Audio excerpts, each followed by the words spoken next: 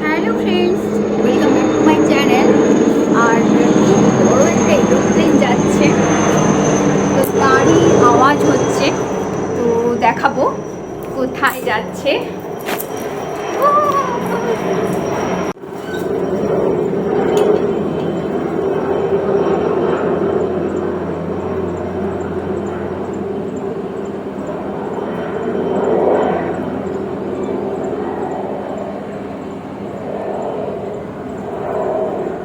এই যে হেলিকপ্টারটা যাচ্ছে, এখানে ও প্র্যাকটিস করছে, তাই জন্য ও এরকম ঘোরাফেরা করছে।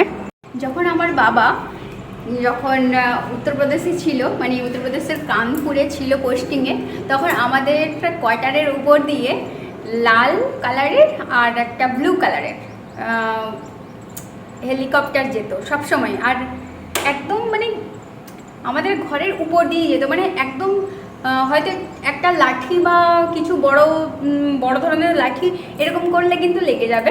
তো একবার গাছেও কিন্তু লেগে গিয়েছিল, একদম গাছে একদম নিচ দিয়ে প্র্যাকটিস করে তারা। তো সেভাবেই করতো। আর তখন আমি খুবই শান্ত, আর আমার ভাই, আমি যতটা শান্ত ততটাই দুষ্টু সে। তো সেই জন্য সে বলতো যে যে দিদি লালটা, দিদি নীলটা, এরকম করে চিৎকার করতো। তো সেটাই এখন আমি যখন আপনাদেরকে এই হেলিকপ্টারটা দেখাতে এসেছিলাম, তো সেই জন্য তখন আমার সেই কথাটাই মনে পড়ে গেছিলো যে ওই রকম হেলিকপ্টার চললে তখন ছোটোবেলায় আমার ভাই আমাকে কিভাবে রাগাতো। আমি তখন বলতাম, তুই এরকম বলবি কেন, তুই সবসময় এরকম, সবসময় লালটা যাচ্ছে তো যাচ্ছে, তোর কী হয়েছে, এরকম করে বলতাম। তো ওই রকম উপর দিয়ে গেলে এরকম বলতো। আর পাশ দিয়ে রেলের রাস্তা ছিল, তো সেখানেও এরকম ট্রেন এলে ও না সবসময় বলবে। আর ভাগ্যবশত সেখানেও একটা লাল ট্রেন আর একটা নীল ট্রেন, মানে কালার, মানে বেশিরভাগ পোর্শনটা নীল নীল কালার, বেশিরভাগ পোর্শনটা লাল লাল কালার। তো সেখানে বল লাল ট্রেন নীল ট্রেন এরকম করতো। তো তখন মানে অসহ্য লাগতো। তো আজকের স্টার্টিংটাই এরকম একটা হেলিকপ্টার গেল, আর অনেক পুরানো দিনের স্মৃতি মনে পড়ে গেল। তো আজকে অনেকটাই বেলা হয়ে গেছে, অলরেডি আমরা ব্রেকফাস্ট করে মানে এখন অনেকটাই বেলা হয়ে গেছে সত্যি বলতে। তো এখন আমি ভাবছি, আমার বর বলছে যে আজকে তুমি আমার জন্য করে রাখো, মানে হিঁচড়।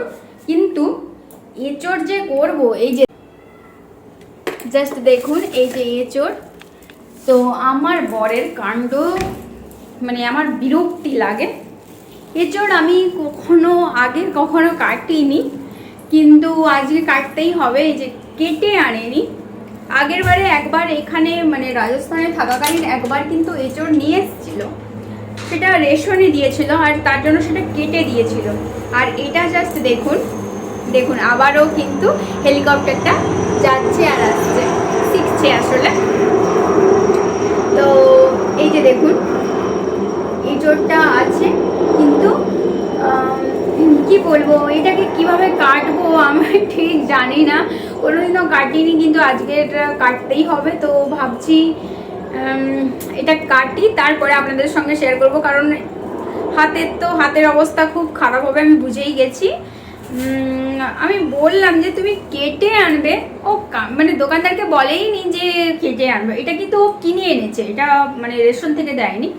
একদিন বাজারে গিয়েছিল, তো তখন বললে যে এঁচড় নিয়ে আসবো, আমি বলছি হ্যাঁ নিয়ে আসো, কিন্তু ও যে এরকম কেটে আনবে না সেটা কিন্তু আমি জানতাম না। তো এখন আমাকে এঁচড় কাটতে হবে, দেখা যাক কাটতে পারি কি না, তারপরে আপনাদের সঙ্গে শেয়ার করব।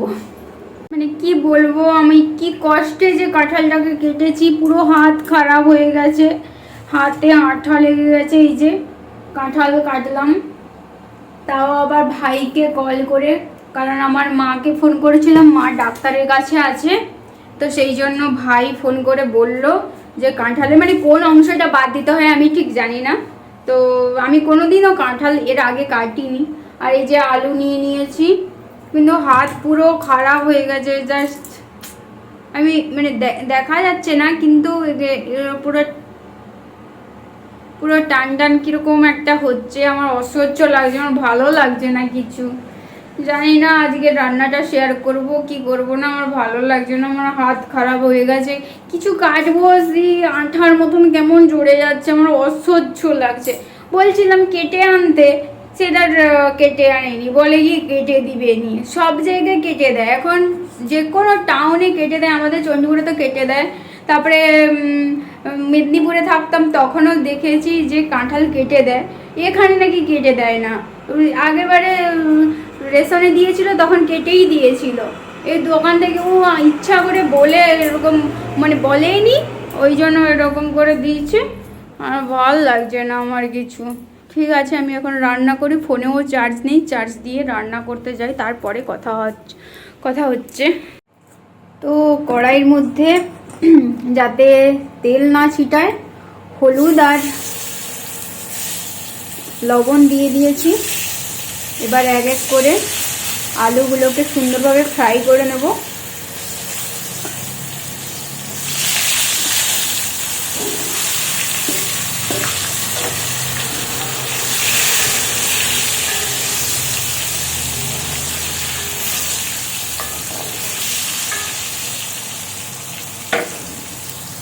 আলুটা ভাজতে ভাজতে আদা রসুন আর শুকনো লঙ্কার একটা পেস্ট বানাবো এখন।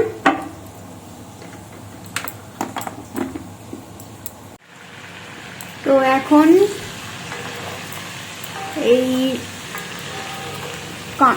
এঁচোড়টা দিয়ে এবারে কিন্তু একটু ভালোভাবে কষিয়ে তারপরে প্রেসার কুকারে একদম দিয়ে দেবো।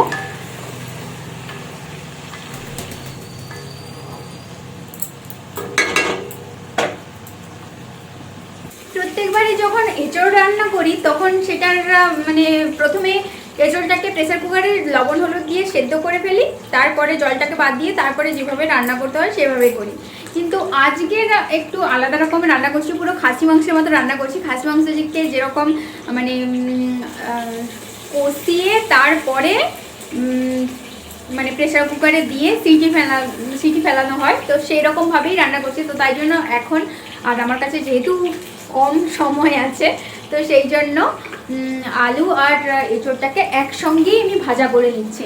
নাহলে হয়তো আলুটাকে প্রথমে ফ্রাই করে নিলাম, তারপরে এঁচোড়টাকে করলাম, করতেই পারতাম। কিন্তু পুরো একদম খাসি মাংসের মতনই আজকের রেসিপিটা হচ্ছে। জানি কাটার সময় প্রচণ্ড রাগ ধরেছিল এঁচোড়টা, কিন্তু যখন কিছু রান্না করব সেটাকে ভালোবেসে যদি না করা হয় তাহলে সেটার স্বাদ হয় না। তো সেই জন্য একটু ভালোবেসে সুন্দরভাবে রান্না করার চেষ্টা করছি, দেখা যাক কি হয়। দেখুন সুন্দরভাবে কিন্তু আমি ভেজে নিয়েছি, দেখতেই পাচ্ছেন আলু আর এঁচোড়টাকে। আর এপাশে কিন্তু আমি ভাতটাও বসিয়ে দিয়েছি। এবার পেঁয়াজ আর টমেটোটাকে তেলের মধ্যে লবণ দিয়ে একটু ভালোভাবে মানে সেদ্ধ করে দেবো, যাতে পেঁয়াজ আর লবণটা একটু গলে যায় লবণ দিয়ে দিলে, তো সেই রকম করব। আর এই সময়টাতে কিন্তু পাশের কোয়ার্টার থেকে একটা দিদি এসেছিলো গল্প করার জন্য, তো তাই জন্য আমি আর ভিডিও বানিয়েছি কিন্তু ভয়েস দিইনি, ওনার সঙ্গে একটু কথা বলছিলাম, গল্প করছিলাম, তো সেটাই হচ্ছে কথা। তো এটাই করব। আর আজকে একটু মেথি শাক মানে মেথি শাক দিয়ে ডাল রান্না করব। মেথি শাকটা অনেকটাই আছে, তো এখানে যে দেখুন ভাতটা কিন্তু হয়ে এসছে, এবার কিন্তু ফ্যান ঝাড়াতে হবে। আর এখানে কিন্তু আদা রসুনের পেস্টটাও মানে আদা রসুন আর শুকনো লঙ্কার যে পেস্টটা করেছিলাম সেটাও দিয়েছি। এবার ভালোভাবে কিন্তু কষিয়ে নিয়েছি পুরো, এখনই দেখে কিন্তু জিভে জল চলে আসার মতন, মানে সেই চিকেন কষা যেরকম হয় সেই রকমই করেছি। এবার কিন্তু জলটা ঢেলে দিলাম। আর এমনি আমি এখানে শুধু জল দিইনি, শুধু ওই মশলা ধোয়া জলটা ছিল, তো সেটাই আমি ভাবলাম সেটাই দিয়ে দিই, দিয়ে একটু ভালোভাবে লো ফ্লেমে একদম ঢাকা চাপিয়ে সেদ্ধ করি, তাহলে কিন্তু বেশ ভালো হবে। তারপরে একটু পরেই কিন্তু আমি প্রেসার কুকারে দিয়ে দেবো। এখন কিন্তু ভাতটা হয়ে গেছে, এই যে এখানে ভাত আছে আর এটা আছে মেথি শাক দিয়ে ডাল, একদমই কম করে করেছি। আর এটাতে আছে এঁচোড়ের তরকারি। জাস্ট এঁচোড়ের তরকারিটা দেখুন, এত লোভনীয় হয়েছে বলার কথা নয়। আর এই যে স্যালাডের জন্য কেটে নিয়েছি পেঁয়াজ, শসা, কাঁচা লঙ্কা আর গাজর। আর এটা বানাবো রায়তা, তাই জন্য পেঁয়াজ, শসা, গাজর আর দই দিয়ে আর কাঁচা লঙ্কা দিয়ে একটু রায়তা বানাচ্ছি। তো আজকের অনেক কিছুই করেছি।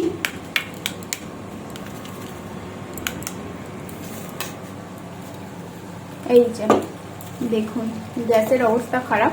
সকালবেলা আজকে দুধ গরম করতে করতে বাসন ধুচ্ছিলাম, তখন তার দুধ পড়ে গিয়ে এরকম গ্যাসের অবস্থা হয়ে গেছে। তো সেটা একটু নেগলেক্ট করবেন। তো দেখুন কথা বলতে বলতে কিন্তু রান্নাবান্নার সমস্ত কিছু কমপ্লিট হয়ে গেছে। আজকের মেনু জাস্ট দেখুন, গাছ পাঁঠা হয়েছে আর দেখতে দেখুন পুরো মাংস তরকারিকে হার মানাবে। রায়তা আছে, স্যালাড আছে, মেথি শাক দিয়ে ডাল আছে, অনেক কিছু আছে।